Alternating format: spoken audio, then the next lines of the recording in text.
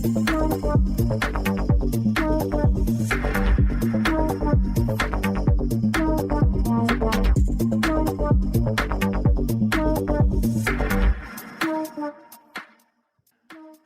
and welcome to another episode of Devs on Tape. Today, again from Kscope in Denver, Aurora to be precise. I'm having a next guest I catched on the floor outside. My guest today is Scott Spendolini. Hi, Scott. How are you? I'm doing good, thank you. So I'm very glad that you are participating to our podcast and talk about mainly your daily business, right? So I did a little bit of research and I saw that you were multiple times at Oracle and you were even carrying proudly an Oracle Ace Director backpack. That's the best backpack I've ever had, and I already told Jennifer she's never going to get it back.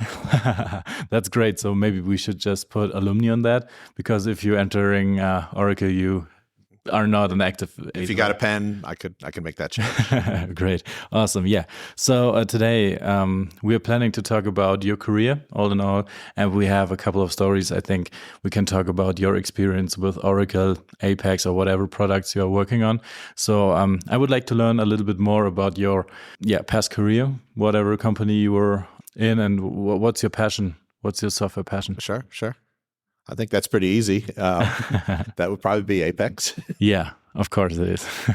All right. So, I could start, but believe it or not, and this will be one of those fun facts, my degree is in television management. Oh. So I went to school at Syracuse University at the Newhouse School, thinking at some point I would produce television shows. Mm-hmm. And I spent a lot of time in high school. Even we had this little makeshift TV studio, and I would put like a video yearbook together or put different productions together. And I really loved it, right? It was really, really cool. Went to school and got a job to pay the bills, so to speak, and computing services at Syracuse, where we would monitor the labs and we'd help people print things and, mm-hmm. just the daily type stuff. Don't forget, this was where we barely had a network. For whatever reason, Syracuse would boot all their Windows machines off of a file server. So when the file server went down, which was weekly, all the machines on the campus would be banging on it. So we would just keep people calm most of the day. So that job really started to get me to think hey, there's a whole different career path here, mm-hmm. right? Helping people and doing this IT thing is pretty cool. I went back home for my first summer, and my electronics teacher at high school said, hey, do you want to work at Aetna? Mm-hmm. And Aetna is a big life insurance, health insurance company here in the U.S. And I was like, yeah, that'd be cool. What would I do? And he's like, oh, I have a friend. They need people to write code and develop systems. Okay. I was like, all right, yeah, I could do that. Mm-hmm. Go for the interview. They said they needed me to know Fox Pro and Visual Basic. I knew neither. Okay. Right. And oh yeah, I know these. These are easy. I've done just pretending, right? Yeah. Yep. Nailed the interview, got the job, and back then drove to the mall to buy a book on Fox Pro and Visual Basic. Yeah. So I could understand what the heck I just signed up to do. So started there, and I actually did 3 or 4 summers at Aetna, and I think that's where I really realized the TV thing is cool, but the IT thing, it's just a different type of cool. Yeah. And then as we got to junior, senior year, job offers and internships and all that started to happen. And I really realized the TV industry, it's who you know. Mm-hmm. It's not necessarily what you know.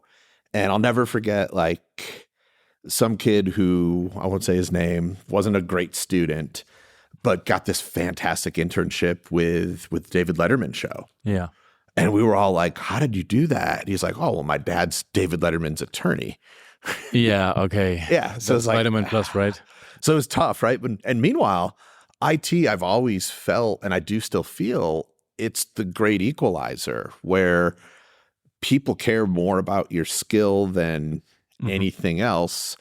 And anybody can make a name for themselves by learning and refining skills. And nowadays, I would argue that it's pretty equitable if you have time and an internet connection. Now, those two things aren't 100% equitable throughout the world, sure. Mm-hmm. but there's nothing stopping you from going to Oracle and getting a free account, or Azure and getting a free account. Mm-hmm. You could watch hundreds of millions of hours of good content on YouTube. You could go take the MIT OpenCourseWare. Oh yeah, I saw them. That's great. You could do Khan Academy. Mm-hmm. You could just build stuff, right? And so many people have gotten their start doing that. And I think that's when I started to veer more towards the IT trend. Mm-hmm. Fast forward a little bit, a good friend of mine said, "Hey, do you want to interview at Oracle?" Oh, great. Mm-hmm. And I was like, what does Oracle do? Like, okay. We had a Mac II at Aetna that literally sat on a file cabinet.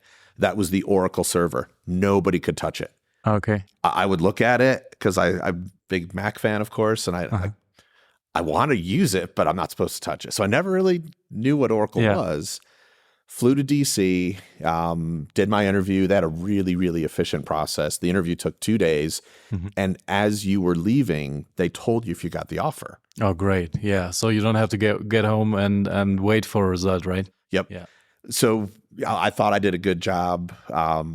Day one was more difficult. Day two was kind of, we're going to put you in groups and make sure you're not a jerk, because they already knew who they were going to pick. But if like you failed day two, you would also fail day one. Mm-hmm. And I remember getting that offer and it was just floored. Like, it was a good amount of money, way more than I was thinking I would get. And my claim to fame that day is I drank in 4 states that day. Okay. Which I don't think I've done before. You drank in 4 states. Definitely had a beer in Maryland, because my buddy who, had me come in, we had a beer at the office, or right outside the office in Bethesda. Yeah. Had a beer at National Airport, which is Virginia. Had a beer on the flight. And the way that I factored, I was over Pennsylvania at the time. So that counts as Pennsylvania. Do you have a medal for that? So kind of No, back then you just said you did it and everybody believed you and they couldn't prove you wrong, right? Okay, so now it's on record. So next time we will see you get a certificate for that. I will take care of that. That'll be great. Sure. And then obviously New York, when I landed, I had, let's just say, more than one alcoholic beverage that evening. But it really changed the whole vector of my career, because I had no idea what Oracle did. And when we got there, they talked about, we're doing media stuff now. We're starting to stream video. We're just getting into the web. We're building our applications and they're going to be web enabled. It's like, oh, I know all this stuff. I've been building systems, on Fox Pro and Visual Basic for a healthcare company. Like, this is easy. And it really took off. We had a 6-month training class called Class Of. And they're doing Class Of now. Like onboarding, right? Yep. Yeah. Yep. So they put us up in Bethesda, Maryland. And right away, they're like, you're going to corporate, which was Redwood Shores at the time. Mm-hmm. So we spent, I think, a month and a half in Redwood Shores taking training and building a project. Okay. Crazy, crazy, crazy time. I mean, we worked hard. We had a couple all-nighters.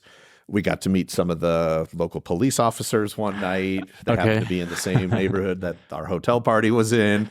They wanted to check in on us. As long as you had parties, so everything was nice, right? That's right. Yeah. Okay. But it really, it took off after that, right? So I got more into the e-business suite side, mostly, we'll say, while we're being honest here. Once we were out of the program, they would spin us off to different states. Mm-hmm. I wanted to do core tech, but core tech, I think, was New York City or Boston. And I like both of those cities, but I was seeing somebody in Virginia. Okay. E-business suite was Virginia or Maryland, I guess. So it was a decision based on not the technical part. It was a little more of a personal decision. Yeah. So I don't regret it. I learned a lot about how the apps worked and a lot about how the apps worked. We'll leave it at that. But more importantly, the business side, right? Like, companies need these big systems, right? They're going to have payables and receivables. And by the way, what's a payable and what's a receivable? Yeah. Wasn't very good at accounting. So I learned a lot of that, learned how to build demos, learned how to, most importantly, present. Yeah. And sit down with customers, because we were a sales team and we would have to sit down and say, what do you need our system to do? Oh, we need to do this, this, and this. Let me show you how we would do it. So every day was different. It was a lot of fun, long hours, crazy long hours. We used to joke, and this was true, we would have dinner out of a vending machine one night and at like Ruth's Chris Steakhouse the next night. Because you would just work. And then when you were done, if the sales rep was any good, they'd take you somewhere nice. All right. And then, fly home and do it again next week. Sounds like a busy time, right? It was very busy. And here's where the transition is. I got asked to build a demo for a DoD customer, and the requirements were really weird. They wanted to give away stuff to other DoD military facilities. Mm-hmm. So say I have a desk. It still works, but I somehow got a new desk. Okay. I want to sort of put my desk out there so if someone else needs an extra desk, come get it, right? Maybe it's someone down the road. Maybe it's someone at a different base. So they wanted me to build an iStore, Oracle iStore app for this. But I'm like, there's no money here. No, it's all free. And I'm like, in the inventory, like you don't have multiple items. Everybody has their own item. Maybe it's the same desk, but one's in Baltimore and one's in Birmingham. Yeah. I'm like, I'm going to try something here. So at the time I sat near Mike Hitchwa's office and we would talk. It's obvious what happened then. Yeah. Yep. And they had this new tool called Oracle Flows. And I said, your tool, it's a web thing, right? Oh yeah. I was like, and you built the Oracle calendar with it. Yep. Like, okay, here's the requirements. We just have a customer. They want to like give stuff away. Could Oracle Flows do that?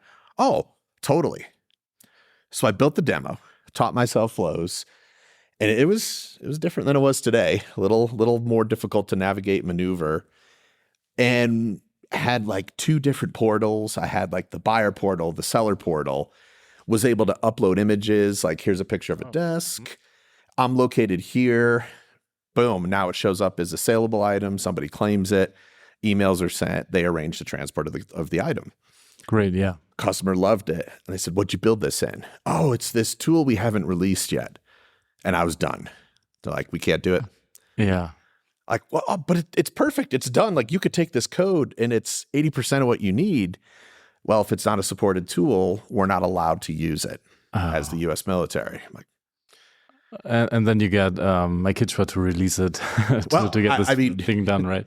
It really, the feedback I gave Mike, I think is what got Mike to say, there's two things you could do. You could leave me alone because you're bothering me every day, or you could come work for me and then you could do this all the time. Yeah. And at the time, my team was at a juncture where we were being pushed in like one or two different directions. Neither was very interesting to me. I want to think it was the old Oracle collaboration suite was a product they wanted us to sell. I don't think it's email. I don't want to sell that. Yeah. And I talked to Mike. I talked to my manager. They made the transfer. And I became one of the first product managers of what has become Apex. Oh, great. Which year was that? This was 2002, I believe. Okay. Right around 2002. Really, really early stage of what's known as Apex now. I mean, I want to say 20 years ago, but I don't want to say it on tape. It was 21 years ago. Wow. Yeah. You will not know what I did when I was like 20 years ago, right? So I was not even thinking about this stuff. Yep. All right. So this was quite a story with this project, which is basically what's in Germany. It's eBay like garage sale thing, right? So you have something here, and I mean it was years ago, so there wasn't even eBay, right? On 2000, I think. Barely, if there was. Yeah. Right? All right. So in this long journey, so you were at Apple, I almost said at Oracle for a couple of years then, right? And you visit Apex Evolving then, or HMLDB then, right? It was wild, right? So joined the team, and it's still a very small team. I want to say it was like Mike Hitchwa, Joel Coleman, of course, Raj Matamal, Sergio Lunason. All those people, obviously not Joel, but Joel was still at Oracle. All those people are still at Oracle, right? So Mark Ziefs, sure, that was the core team. Scott Spendolini was another one who unfortunately he passed away, I want to say maybe like 10 years ago, but that was the team that built Apex. And then most of them are still here. Yeah. So you were in the product management, right? So were you developing actively on the framework, or were you just managing? we did a little development, but not a lot. It was really like an outbound product management role where I'll never forget the open world that we debuted HTML-DB at. It was 2003. We launched it in conjunction with Oracle 10G. We were in the basement of the Marriott. And if you've ever been there out in San Francisco, you go down a level and you go down another level. Okay. And it's that big, long hall. The line to see our spreadsheet upload demo stretched the entire duration in that hall. Yeah. It was insane. We must have, the three of us did that demo 100 times that night. Sure. Standing room only. There'd be a group of like 20 people all huddled together. Click, upload, next, show the table, build an app. Now I'm editing it in HTML-DB. It was just blowing people's minds. And then 20 people out of the room, the next 20, right? Next 20 came in. I'll never forget. I was so hungry because we literally went from like session to session to session to this OTN at the time, the Oracle Technology Network night event. Mm-hmm. I hadn't eaten lunch that day, so it was like 8:30. Yeah. I just grabbed somebody's badge and I literally walked to the front of the food line. I said, I'm with Oracle. I just need a slice of pizza right now. And they were like, oh, you must be important. Here you go. Yeah, great. And then get right back to demoing, right? Because that's the way to do it. So otherwise there would be no Scott Spendolini for that day, right? That's right. All right. So right after that, you did a journey through some different companies. So we don't have to be in detail on that one, but I'm very interested. What was the funniest story you can tell about inside a project? Maybe during the time when you were not at Oracle, I think you can talk about that, right?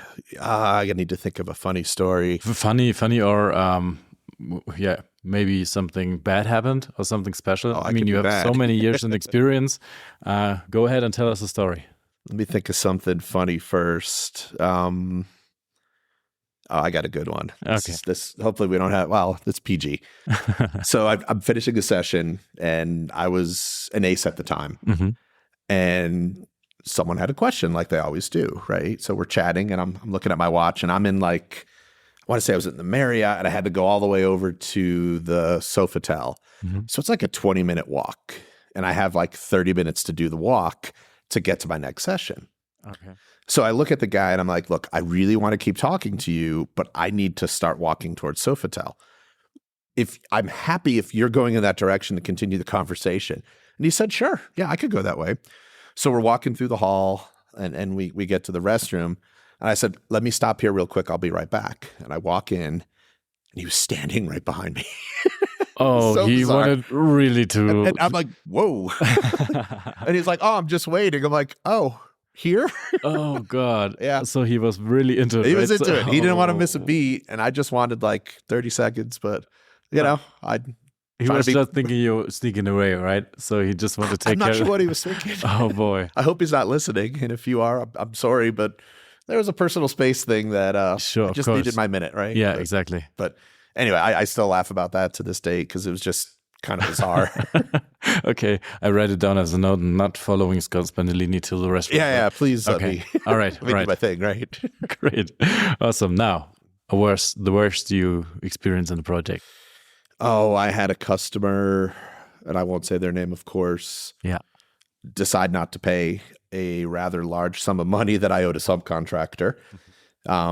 Fortunately, and here's some advice if you have your own business, or even if you don't, save all your emails. Yeah.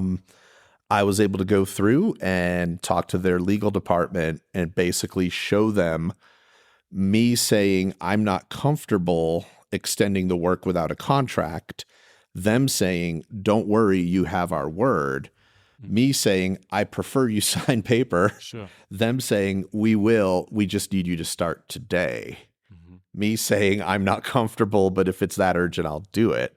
So having all that documentation, they said, we're not going to pay you. You should have done the work. And I forwarded it all to their attorney. And luckily, they did make good on the payment. Oh, great. Yeah. I mean, it has something to do with trust, right? So you can start a project early and even without the paperwork, but you have to trust each other. And absolutely. Yeah. And it's funny that I've had a couple other non-payment issues in my career, always the big companies. Yeah. I had a small company. It was one guy. He would that check would arrive like clockwork on the first of the month. Yeah, handwritten, hand stamped on the envelope. But it's your own money. It's your own money. You're taking care of that, right? Big companies might just put it into the chain and then forget it because exactly. Yeah, I made this experience too. So I was expecting a story like you did an RM minus F on star, like on route or something. I'm trying to think if I ever did that. I probably have and just blocked it mentally. I was a kid when I did it, but that doesn't count. It was as long as you did it with Oracle. I don't know. It was FileMaker Pro. So we won't go into that one because that one. Okay. That one was definitely interesting. Yeah. So there are a couple of companies you were in between. So you had always like management role, I think. So you had your own company, I saw, or at least the co-founder, right? So Sumneva. Yeah. So Sumner.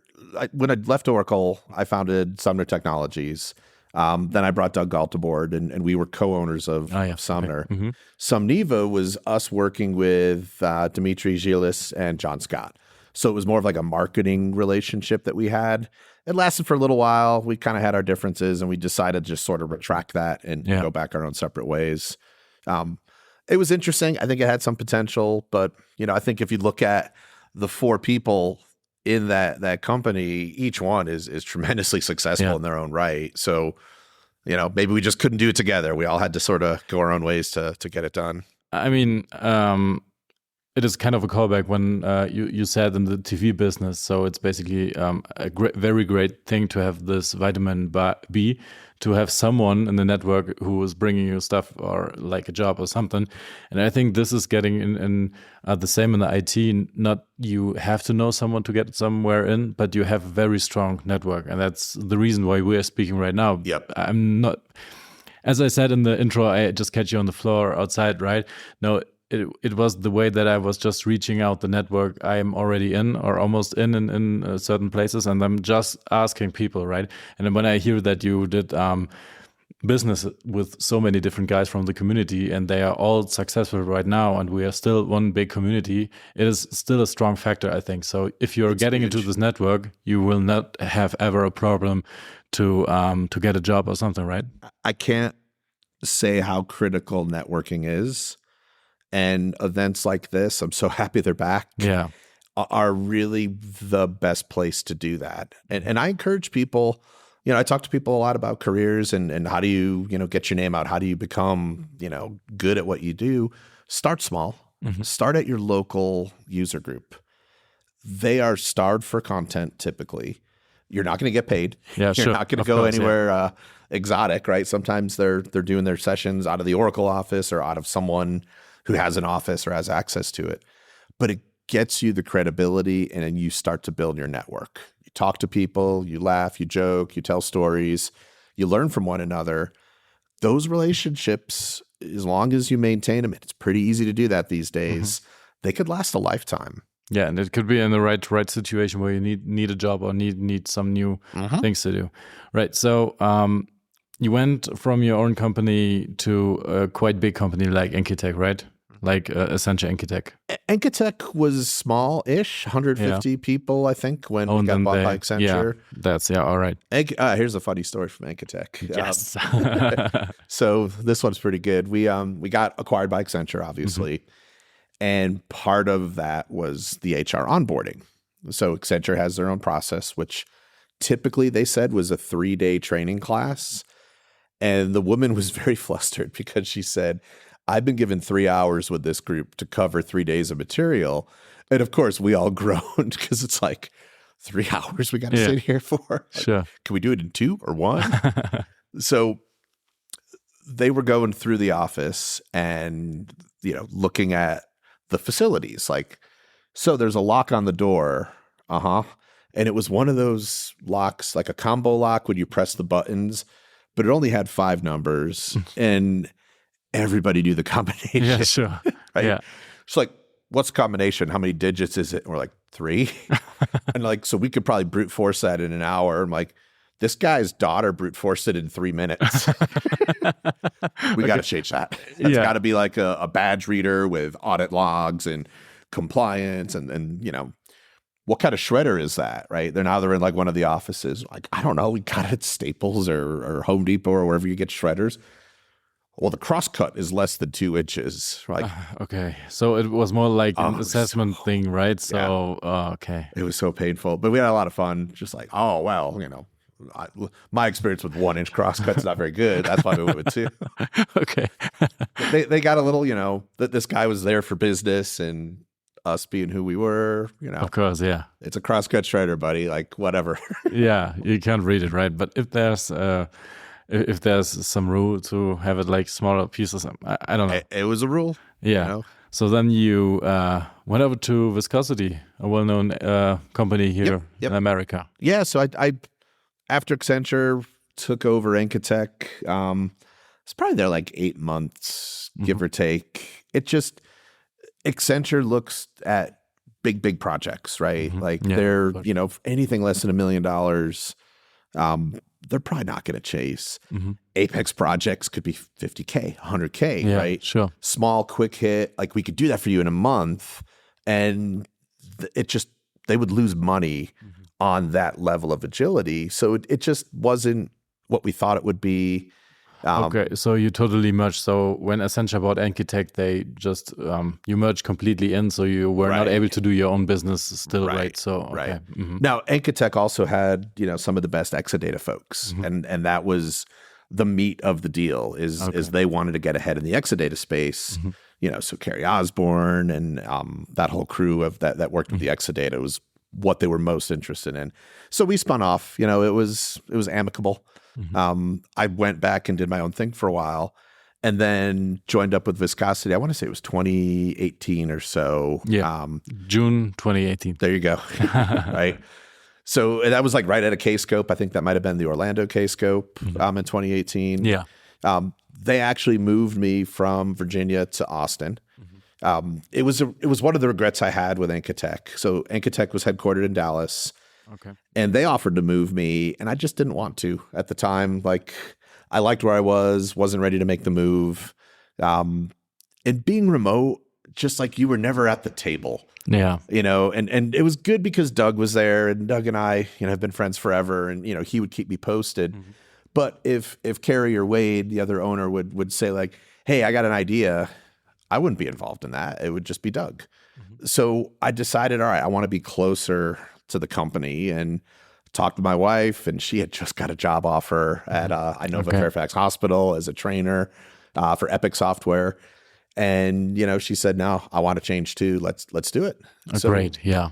We took a risk and we moved out to Austin, and, very different world and very different everything. The kids, I thought it would go the other way around. I thought my son would be happy and my daughter would be miserable. It sort of initially was flipped. But now they've both found their own little crews, and they're pretty that's happy great. there. Yeah. So then you stayed in Austin, right? Yep. For like 2 years? I'm still in Austin. Oh, so you're still in Austin, but not for Viscosity, obviously. Right. Yeah. So you went back to Oregon. That's where the journey begins again. That's right. In the team, right? So tell me what's happening in round 2. So pandemic, right? It's February, and things are starting to get kind of dicey, and I'm talking with Shakib and Joel and Doug, over text message and stuff, and they're telling me about like, oh, there's these big things happening here. We're building these systems. We had a call with, the head of FDA, the head of the CDC, Larry, all these doctors, and I'm like, you guys need help, and I'll never forget like reaching out to Joel, and Joel was like, come on back.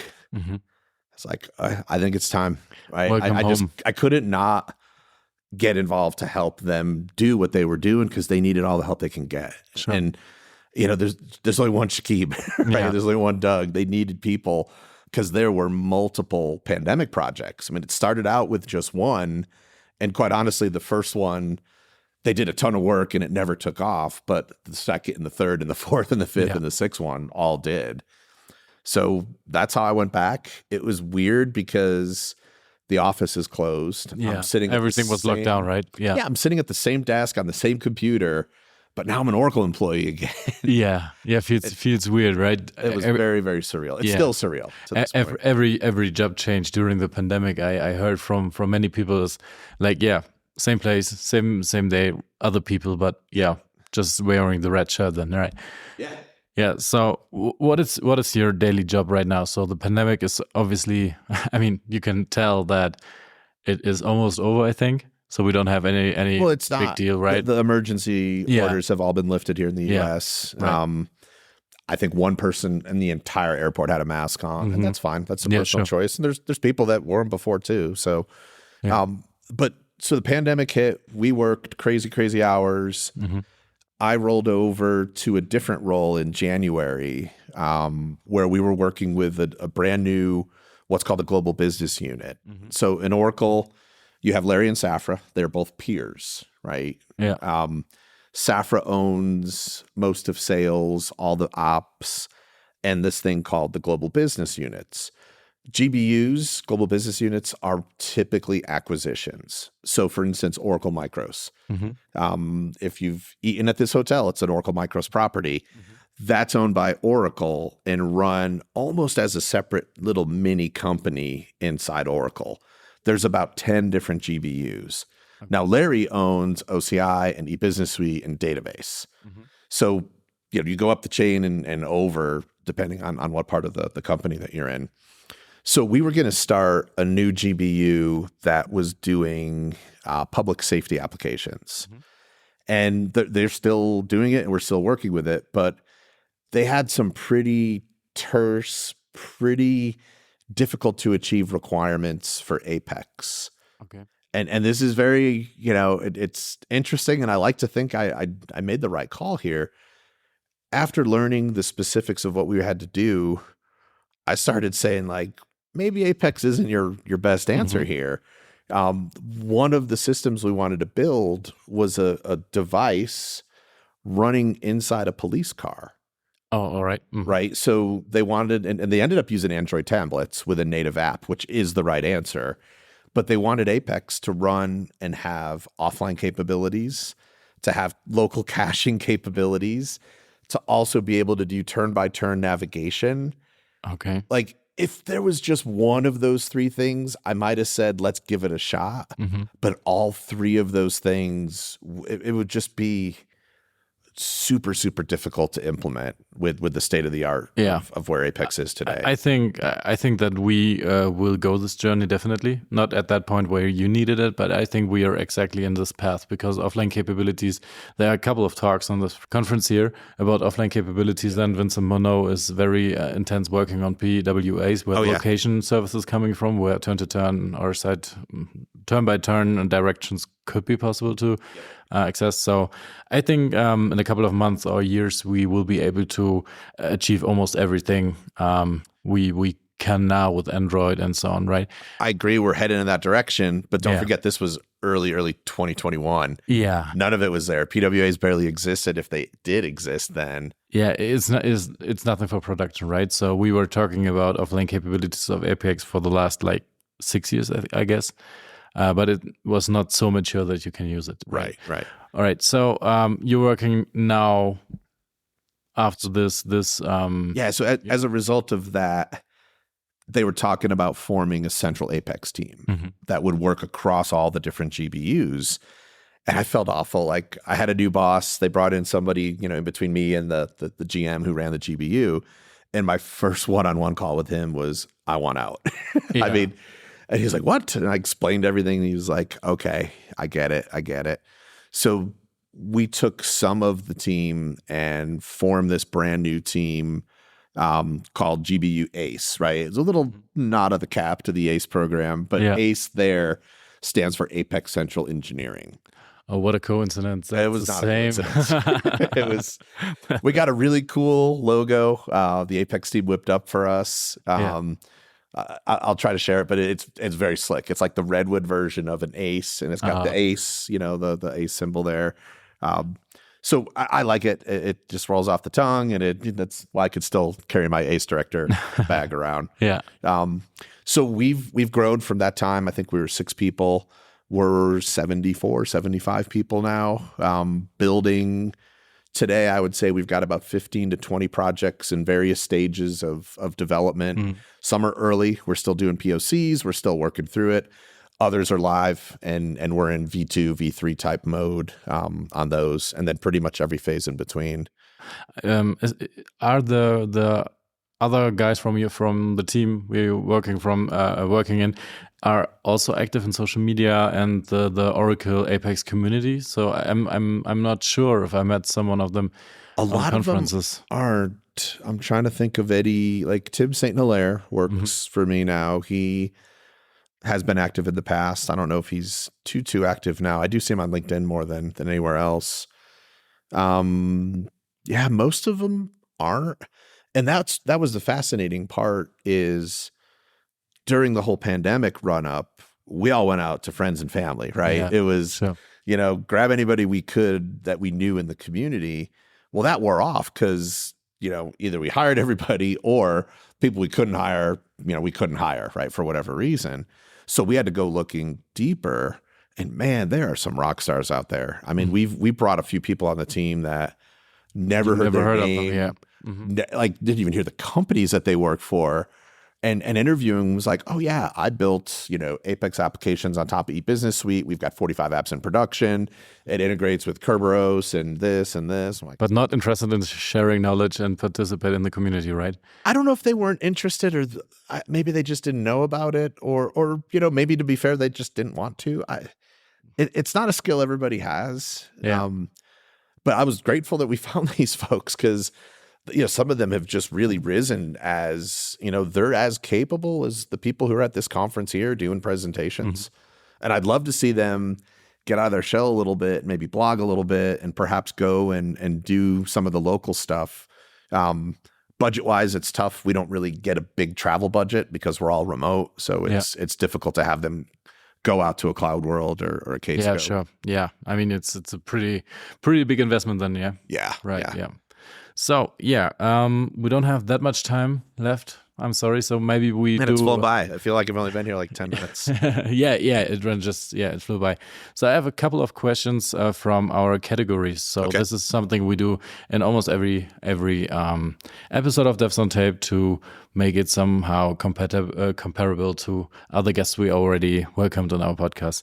So we start with the hypothetically category. Okay. So if you could undo one technological trend in the past, what would it be? It could be everything. It could be electrical cars. It could be ventilators on hats or whatever. Ventilators on hats. No, I think that's a good invention. We all should have that. In Austin, you need that. Yeah. I want to say AI, but I'm worried that AI will get me if I say AI, so I won't. It might be indexed in the podcast and they will get you. So not AI, right? AI. I'm going to say self-checkout lanes at stores like Target, grocery stores and stuff. I think you need to have a certification to use those. You should swipe your card and you'd have to have proven you could do it. Yeah, you need like a certification or somehow a rank on your shirt, so you're allowed to do that. Right, and not take 30 minutes to do it, right? Yeah, okay. So we'll go with that one. Yeah, right. So the exact opposite. So hypothetically, what would you like to invent or create in the technology sector? Oh, this one's easy. AI for Outlook. So I do a lot of meetings, way too many, and there ought to be some AI that shows that I have 15 calls with no breaks and proposes a better way. Yeah. Like, hey, when are you going to eat? Hey, when are you going to go to the restroom? Hey, when are you going to get a break? And is able to understand, like, these are recurring calls, make them 20 minutes instead of 30. Yeah. These are calls that happen infrequently. They're very important. The people on the call are important. They're hard to get a hold of. Don't move this one. Mm-hmm. So as people add stuff to my calendar, AI should be able to shuffle and move. This sounds for me more like a feature request for Apex Ideas, so we can access calendars over the. Sure. I think you can do it with the OData connector maybe to access the Office stuff, and then you can. Oh, I'm already in the implementation. There you go. Writing a concept. Grab your laptop. We'll build it over. Great. For next conference, we will present it. I'm in it. Yep. I'm full in. So most of the time we are going through like some very, very hypothetical thing. What would you invent like something which isn't even possible? But I think AI in the Office suite is coming. It's already coming, right? I know, but it's got to be exactly good, what you said. right? Yeah, exactly. Like if you double book me, it should delete 3 of your emails, not tell you which ones. Yeah, I read that. You posted that. I think somewhere, right? I'm strongly in favor of that feature. Yeah, you have to be sanctioned when something like this happened. All right, so next next category is in private. Mm-hmm. Okay. Oh boy. Yeah. Would you show us your screen time on the iPhone without blushing? Yeah, I would. Yeah. So I don't do anything naughty. You're no smommy, right? No. So like every day, all day on the screen, not even socializing because all right.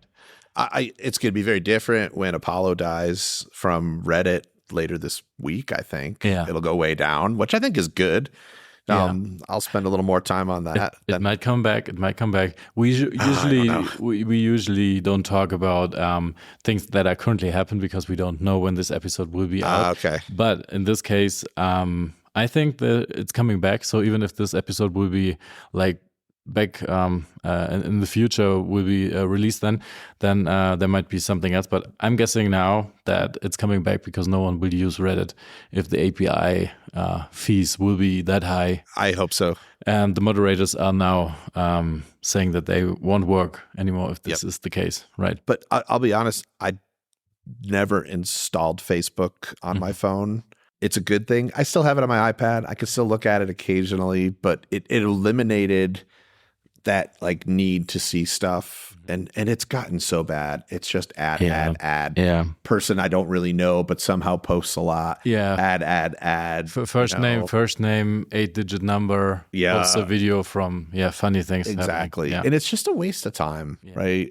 Someone said to me, and it really rang true, like if you took your social media time and actually read books, how much smarter would you be? Yeah. I'm like, yeah, that's a good point. But I wouldn't see like a cat jumping off a chair and landing on its head or something. But they can be very cute. They can. That's what Insta Reels are for, though. Or TikTok. Yeah.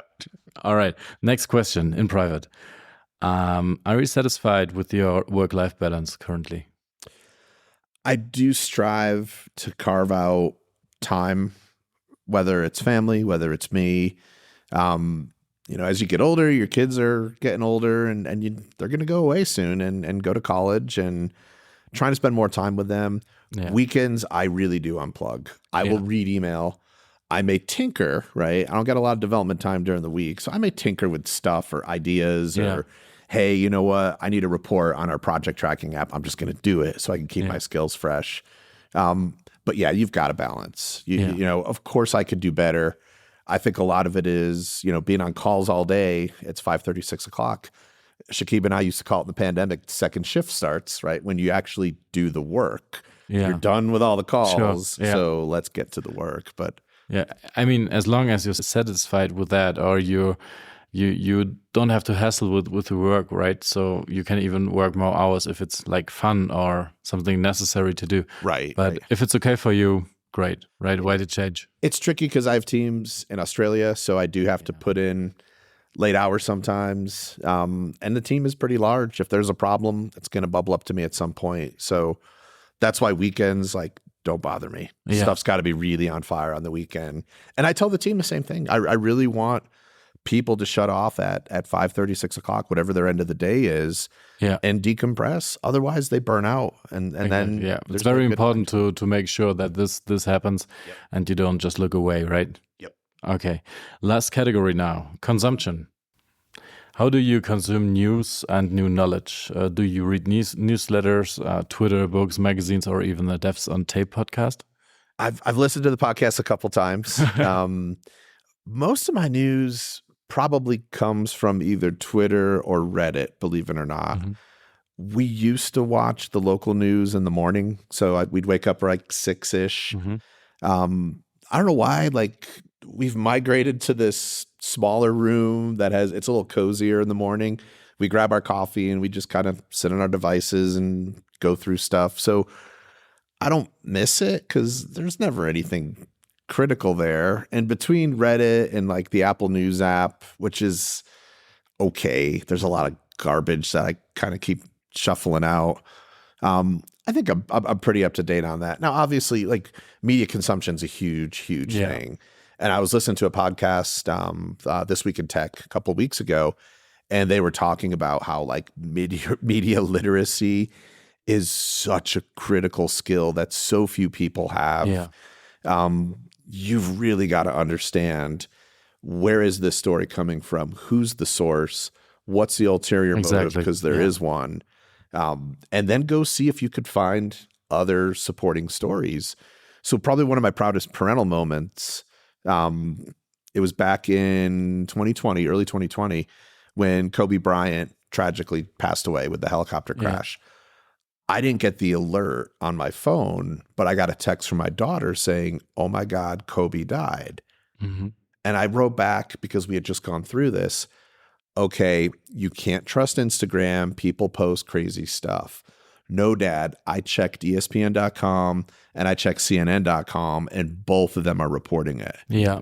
And I was like, wow. That's media competence, right? So the next generation is really growing up with that. So it's just the generation. Crucial skill. I would say the generation before my generation, they are through or has been thrown in this social media and this overwhelming news thing. It's nonstop, right? Right. It's they nonstop. read it on Facebook. You said it right. There are some accounts on Facebook, they're just posting it, they read it, and they just keep it for real.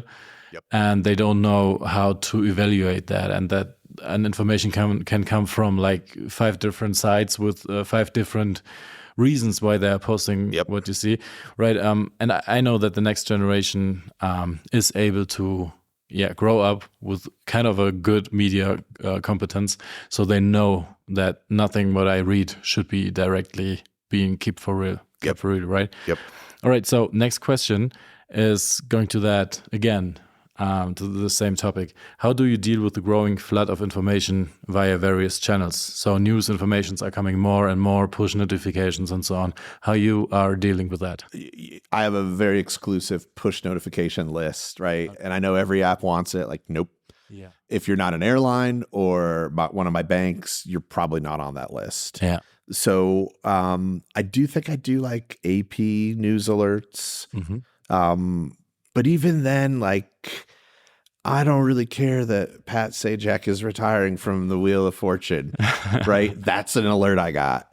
Like, news is, to me, important events. And being here in the States, like, if it didn't happen in the States, it's probably not important. And we don't get to see that. Like, there's other countries. There's pretty major things going on, and we could say that any time of the year outside. So finally, there are a couple of features in the iPhone where you can just group those notifications. So you can always say, this notification of this app should reach me directly when this occurs.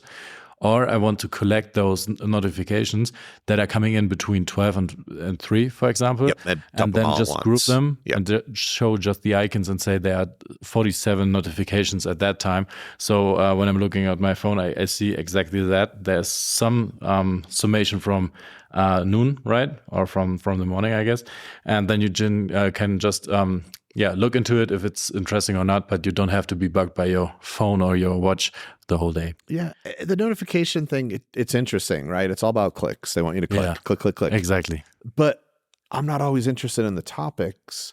Every once in a while, I will go click on media sources I don't normally visit, right? So Al Jazeera, US, right? Just to see what they're talking about. Like, what's here that's not there? I'll go to USA Today, which, people who are like hardcore journalists, don't give them a ton of credit, but every once in a while they do have interesting stuff. Wall Street Journal, heck, sometimes I'll do the rounds and do the MSNBC, Fox News, CNN, just to see are there other things going on that I'm missing? But it's tricky. It's a real problem, I think, because you could be consumed by it and you could just spend hours reloading and reading, and you go down those rabbit holes of conspiracy theories. And now now you're sort of dangerous. You're getting addicted to that, right? So during the pandemic, there was so many information and so many things going around. So what I used to do is turn off all these notifications about that.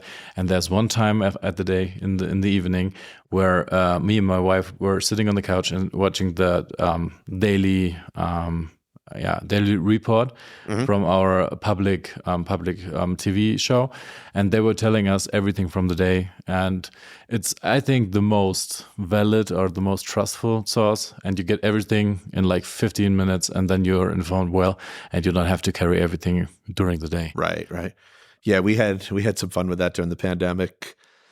Every day when something wacky came out, we had our daily call with CDC, NIH. I mean, these were scientists. Yeah. These were, and I'll say it because I want it on record, these were some of the hardest working, underappreciated, underpaid people I've ever met. They worked harder than us to get this stuff done. And the thing is, they were probably working this hard before, and they still are. No one noticed that before. Yeah. So... But we would be at these calls and you'd read the news that would say like UV light kills COVID, and everybody would just be face palming. Yeah. It's like, I guess we're done, right? Just go get a UV light and shine it around your house and right? I guess this sounds like another time, another podcast. We should just invite someone from these institutions, so we get in touch and talk about this topic. Oh, it's so fascinating. Unfortunately, we have to leave this room now, so we have to close the podcast.